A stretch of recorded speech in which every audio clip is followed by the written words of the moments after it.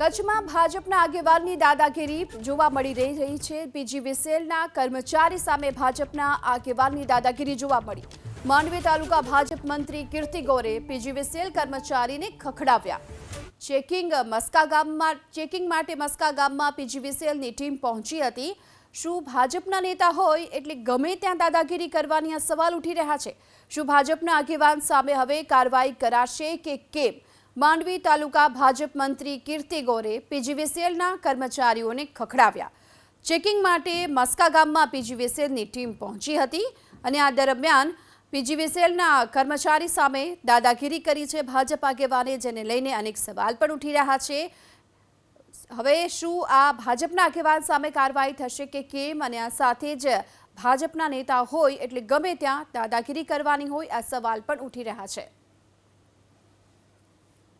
કે આ નીચે તમારો વિરોધ થાય છે, તમારી સર્વિસ મળતી નથી, સિક્યુરિટી ગાર્ડ લઈને તમે એવી રીતના આવો, કોઈ આતંકવાદીને પકડવા આવ્યા હોય એવી રીતના, બરાબર?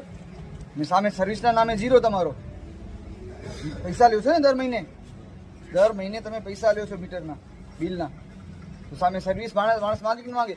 હમણાં 24 કલાક મારો વિસ્તાર મફતનગરનો બંધ રહી ગયો હતો લાઇટ વગર, કાં તો ફોલ્ટ ન મળ્યો, તો અત્યારે જેમ તમારી 7 જીપો આવી એવી રીતના એક જીપ ના આવી શકે? મેં તો અત્યારે નક્કી કરીને ગામમાં કીધું છે હવે કોઈ બિલ નહીં ભરતા, પછી ભલે કાપવા આવે તો હું પોતે જવાબ દેવા માટે બેઠો છું। આ તમારી સાહેબ આ લોકોને કહેજો, માર ખાશે ક્યાં? કઈ રીત માણસની રીતમાં નથી।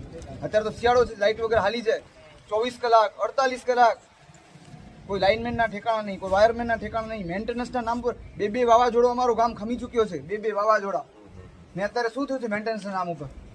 અને બતાવો શું મેન્ટેનન્સ કર્યું અમારા ગામમાં સાહેબ? બધું તમારા કાર્યપાલક સહિત અમને રજૂઆત કરી છે, કાર્યપાલક સહિત મેં રજૂઆત કરી છે। હવે અત્યારે તમે અહીંયાની ચેકિંગ લેવા દેજો, તમે જાઓ પ્રેમથી પાછા અને કહેજો કે મસ્કા ગામમાં કીર્તિએ તમને નથી આપી છે, બરાબર ને કાયદેસરની કાર્યવાહી કરવી તો કરી નાખજો।